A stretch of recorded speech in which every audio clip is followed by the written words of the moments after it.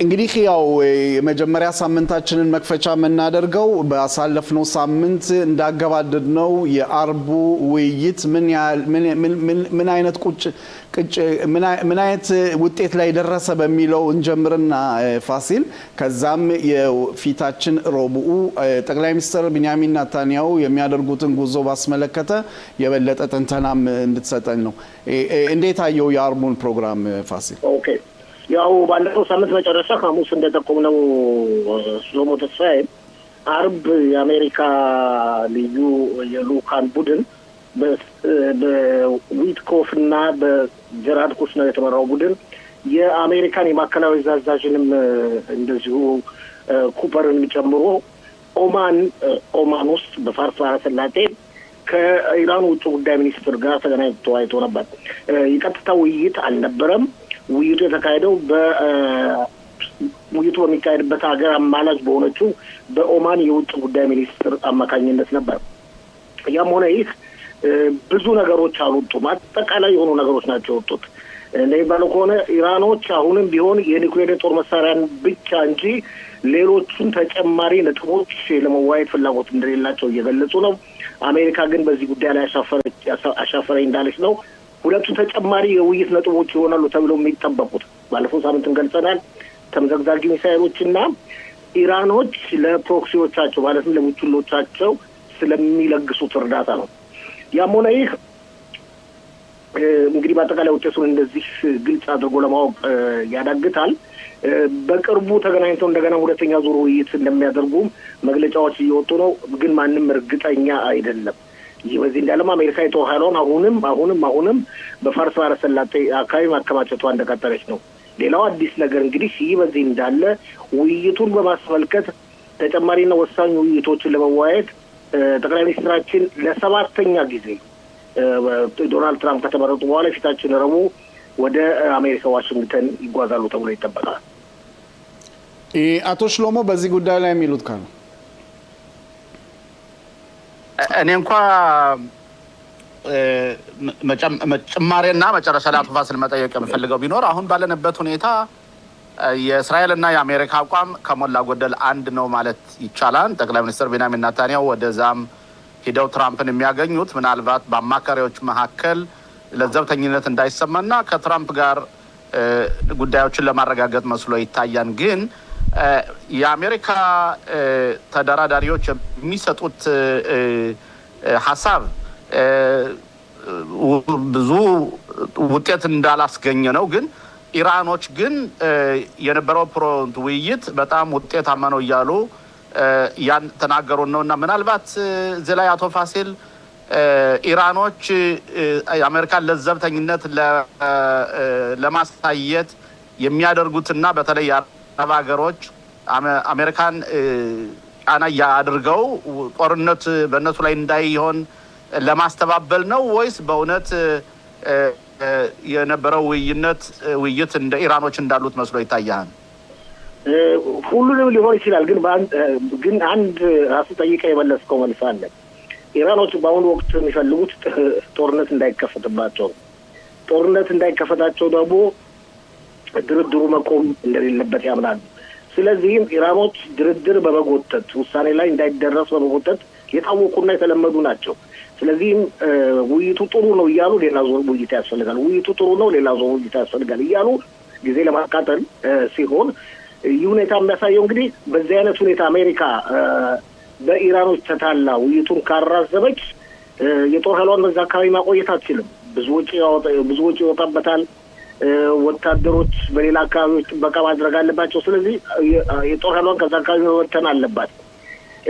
አሜሪካ ብዙ እንደማትቆይ በአካባቢው ስለሚያውቁ ነው ኢራኖች ይህንን መንገድ የሚጠቀሙት። ኢራኖች ሁላችንም እንደምናውቀው እዚህ ላይ አቶ ፋሲል እዚህ ላይ ግን አንድ ነገር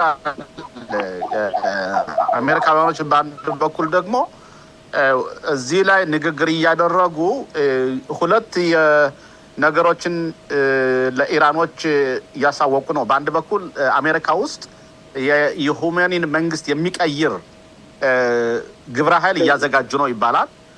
በዚህኛው በኩል ደግሞ ወታደራዊ ዝግጅቱ ደግሞ እንዲያውም ተጨማሪ ወታደራዊ ኃይሎች ሁሉ ወደ ኢራን ጠጋ እያሉ ነው እና ስለዚህ እዚህ መካከል ደግሞ ይደራደራሉ። በሶስት አቅጣጫ ነው ስራዎች እየተሰሩ ያሉና ለማንኛውን ነው የምናምነው? አቶ ፋሲል ትክክል ነው። አሁንም ያልከው ትክክል ነው። አንደኛ ኢራኖች የሚፈልጉትን ለመናገር ሞክሬያለሁ። አሜሪካ በበኩሏ ደግሞ እደራደራለሁ እያለች ኃይሏን በአካባቢው እያጠናከረች ነው። ከዚህ በተጨማሪም እንዲያውም አሜሪካ ወታደራዊ እርምጃ እንዳትወስድ ለጊዜ የመግታት ጉዳይ ተለዋጭ መንግስት ባለማዘጋጀቷ ነው የሚል አመለካከት አለ። ይህንም አመለካከት ለመለወጥ ተለዋጭ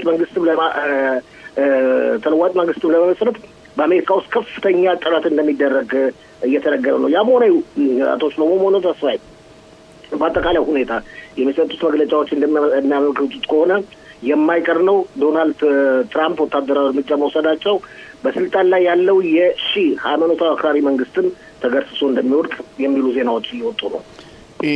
በዚህ ጉዳይ ላይ ፋሲል በአገር ውስጥም አንዳንድ ምንጮች እንደሚያሳዩት ተምዘግዛጊ ሚሳይሎችን ባስመለከተ እስራኤል አሜሪካን ልጠብቅ አትችልም የሚል አንዳንድ ወታደራዊ ተንታኞች እየተናገሩ ነው። ይሄ ማለት ምንድን ነው? ልጠብቅ አትችልም የሚሉት እንግዲህ አሜሪካ ብላ የምታደርገው ድርድር ካልተሳካ፣ ወታደራዊ እርምጃ ካልወሰደች እስራኤል እርምጃ መውሰድ አለባት ነው፣ ሌላ ነገር አይደለም። ግን በአሁኑ ሰዓት ድርድር እያለ አሜሪካ እየመራች እያለች እስራኤል ነጠል ብላ ወጥታ ድብደባዎችን ወይም ጥቃቶችን በኢራን ላይ መፈጸም አትችልም። ስለዚህም ይመስለኛል ይህን ነገር የበለጠ ለማጥበቅ በመካከል ክፍተት እንዳይፈጠር ለማድረግ ቅድም አቶ ሽሎሞ እንደጠቀሰውም ጠቅላይ ሚኒስትር ቤንያሚን ኔታንያሁ የፊታችን ረቡዕ ዋሽንግተን ይገባሉ ተብሎ ይጠበቃል። እንግዲህ ይሄን ቃልን አቶ ፋሲል እዚህ ላይ የጠይቁ አቶ ሽሎሞ አቶ ፋሲል ግን እዚህ ላይ ጠቅላይ ሚኒስትር ቤንያሚን ኔታንያሁ ወደ አሜሪካ የሚያቀኑበት ሌላ ምክንያትም አለ። በዚህ ሳምንት መጨረሻ አካባቢ ነው ለመጀመሪያ ጊዜ ትራምፕ የአዛን ጉዳይ የሚመራውን ግብረ ኃይል ስብሰባ ያደርጋሉና እሳቸውም አስቀድመው ለኢራን ጉዳይ ቢሄዱም ግን ለዛ ስብሰባ መገኘት ግዴታ ስላለባቸው ለዛ ነው የሄዱትም ይባላል። የትኛው ነው እውነት? ለኢራን ነው የሄዱት ወይስ የፍልስጤም ኮንሲል ስብሰባ ነው የሄዱት? ምክንያቱም ለጠቅላይ ሚኒስትር ቤንያሚን ኔታንያሁ ለፍልስጤም ኮንሲል ስብሰባ ማድረግ መሄዳቸው ለእነሱ ፖለቲካሊ ጥሩ አይደለም። ጥሩ ጥያቄ ነው አቶ ሽሎሞ። ይሰማል አቶ ሽሎሞ? ሰምተናል። ጥሩ ጥያቄ ነው። ግን በብዙዎች ዘንድ በታማኝ የዜና ምንጮች ዘንድ ያለው ግምት የሄዱበት ዋና ዓላማ የኢራንን ጉዳይ ማስመልከት ነው። ከዚህ እንግዲህ የትራምፕም እንደዚሁ ይህ ጉባኤ አለ፣ ሀሳብ አለ፣ ሰላሙ ጉባኤ። ከዚህ በተጨማሪም የሚቀጥለው ሳምንት ደግሞ ጠቅላይ ሚኒስትሩ በኢፓክ ጉባኤ ላይ ለመገኘት አስቀድሞ ተዘጋጅተው ነበር በ16 አካባቢ። ስለዚህ እንዴት አድርገው ነገሮቹን እንደሚያጣጥሙ ግን እንግዲህ አሁን ሄደው ማለትም ከቀርቦ እንግዲህ ስንት ማለት ነው 11 ማለት መሰለኝ በ11 ሄደው እስከ 16 ድረስ ወይ እስከ 18 ቀን አሜሪካ ሊቆዩ አይችሉም። እንደገና ተመልሰው እንደገና ይሄዳሉ። ይሄም ሌላ ጥያቄ ነው። ያም ሆነ ዋና የጉዟቸው ዓላማ የፊታችን ረቡዕ እንደሚባለው ከሆነ የኢራን ጉዳይ ነው የሚመስለው። እንግዲህ ሌላው ከሰሞኑ ጋዛን ስላነሳን የሰላም ምክር ቤቱ እንዳለ ሆኖ ከሰሞኑ እንደሚወጡት መረጃዎች ኤምሬት ጋዛን የመልሶ ማገንባት ሁኔታዎችን ስምምነት ላይ ደርሷል የሚል አለ። በዛ ስምምነት ውስጥ እንደውም ብዙዎች የስራ ባለሙያዎች እንደ መረጃው እስራኤላውያኖች ናቸው ተብሎም እየተጠበቀ ነው። ይሄ ምን አይነት በጋዛ ውስጥ ያለው የመልሶ መገንባት እስራኤል እንደገና ገብታ ባለሙያዎች የሚገነቡበት ሁኔታ ምን ያህል ከፍልስጤም አገዛዝ ጋር እንደገና ስምምነት ውስጥ ሊደርሱ ይችላሉ ወይስ የሚያጋጭ ነገር ነው መስሎ ይታያል? ፋስ ተስፋዬ ገና ሳይከካ ተሞካ እኮ ነው። ይሄ እኮ አጠቃላይ እስካሁን ድረስ መቼ የመልሶ ማቋቋሙ ድርጊት እንደሚፈጽም አይታወቅም። ሐማስ ትጥቁን ካልፈታ በፍጹም የመልሶ ማቋቋም ድርጊት አይካሄድም። ግን አስቀድሞ ማን ይገባል፣ ማንስ የመልሶ ማቋቋሙን እርምጃ ይወስዳል የሚለው ጥያቄ ዝግጅት መደረግ ያለበት ነው። ዝግጅት እያደረጉ ነው። ግን ገና ቅድሜ እንዳልኩት ገና ሳይከካ ተሞካ ነው ነገሩ። ገና ብዙ ጊዜ ይፈጃል። ስምምነት አልተደረሰም። ሐማስ ትጥቁን የመፍታቱ ሁኔታ ሐማስ ትጥቅን አልፈታም እያለ ነው። ሐማስ ትጥቅን አልፈታም ካለ ሌሎች እርምጃዎች ይወሰዳሉ። እነዚህ ሁኔታዎች ሁሉ ስላሉ ብዙዎች አሁን ባቀረብከው ጥያቄ ላይ ይህን ያህል ትኩረት የሰጡት መስሎ አይታየኝም። ሁሉም እዛ መግባት ይፈልጋሉ። ካታርም በበኩሏ ኢንፍሉዌንስ ማድረግ ትፈልጋለች። ቱርክም በበኩሏ ኢንፍሉዌንስ ማድረግ ትፈልጋለች። አሁን እንዳልከው ኤምሬት ገና ነው፣ ብዙ ጊዜ ይፈጃል።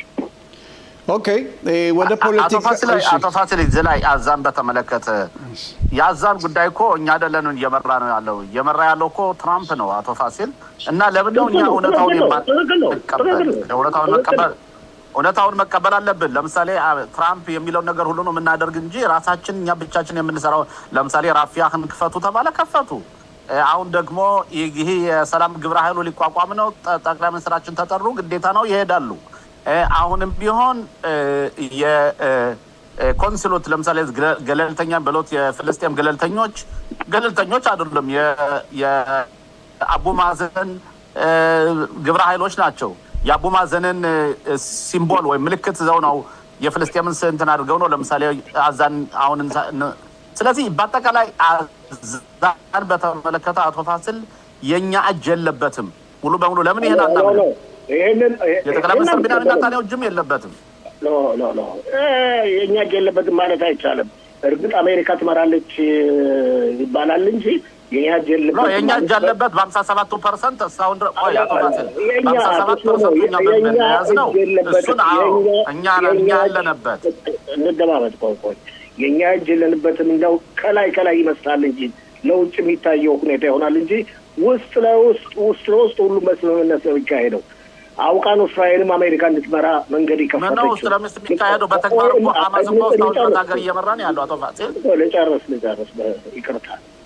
አሜሪካ እኮ አሜሪካን የሚቀበሉ ሀገሮች አሉ፣ እስራኤልን የማይቀበሉ ሀገሮች አሉ። እነዛን ሀገሮች አጠቃላ በተቻለ መጠን ስምምነት የሚደረስበት መንገድ ለመፈለግ እስራኤል ነች መንገድ የከፈተችው።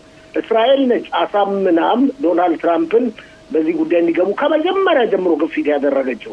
ስለዚህ አሁን ሆነ መልሶ ማቋቋሙን የሚያነሳው ማንም የለም። አሁን ባሉ አልፎ አንዳንዶች ናቸው። ምክንያቱም ገና የደረሰን መልሶ ማቋቋም ደረጃ ላይ መድረስ።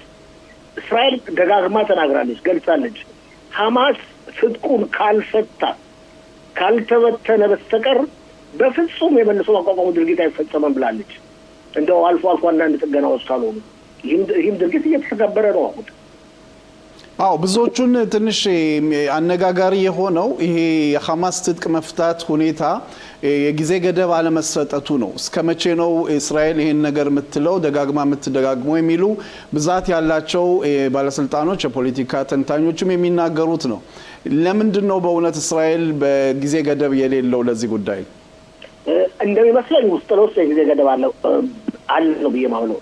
ትክክል ጥያቄ፣ ጥሩ ጥያቄ ነው። ብዙዎች የሚያነሱት ነው። ባለስልጣኖች፣ ጋዜጠኞች ሰው ተራው መዙ የሚጠይቀው ጥያቄ ነው።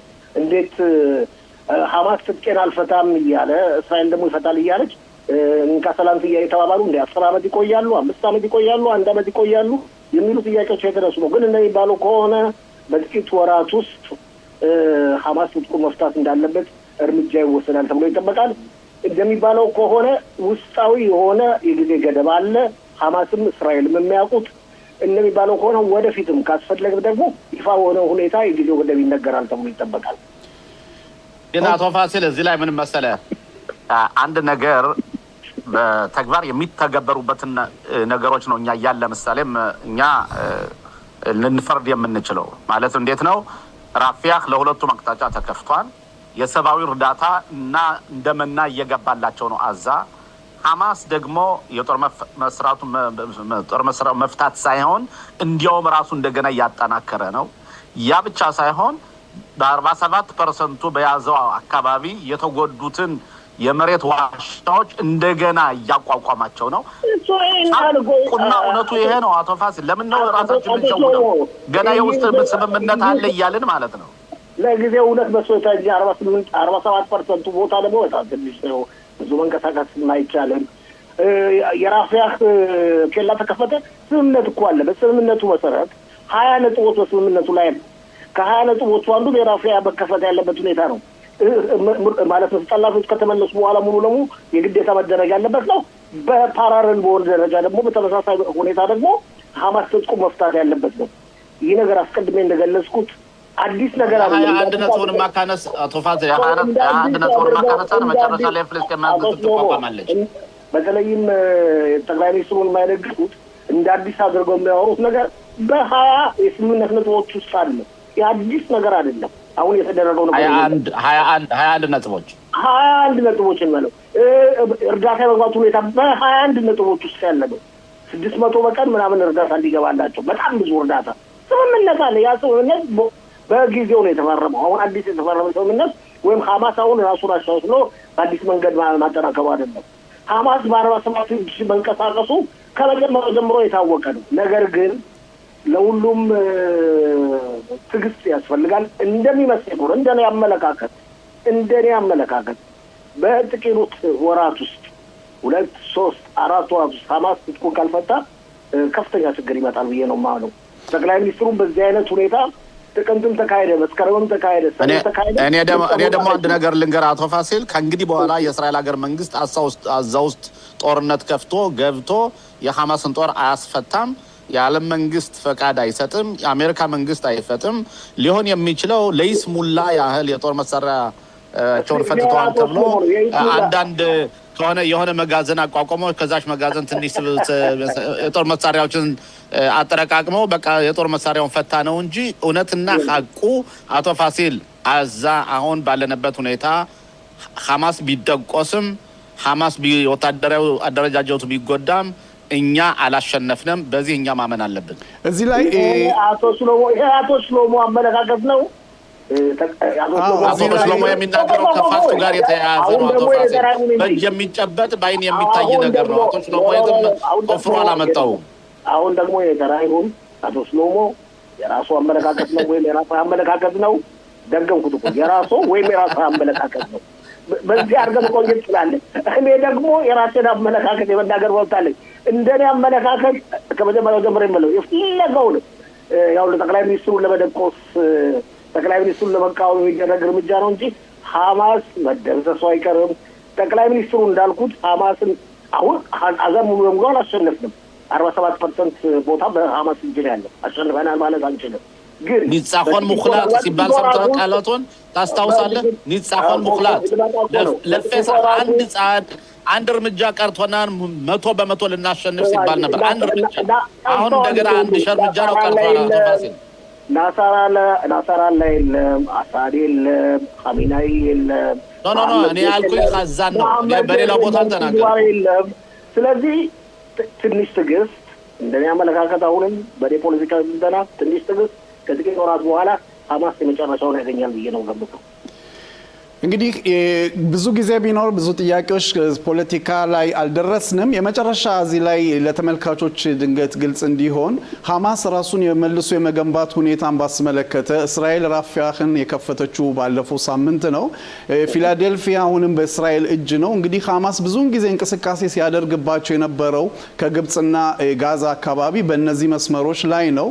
እንግዲህ ያለው ግንባታ እዛው ጋዛ ውስጥ ባለው ሁኔታ ነው ብዬ የምገምተው አይደል እንደ ፋሲል?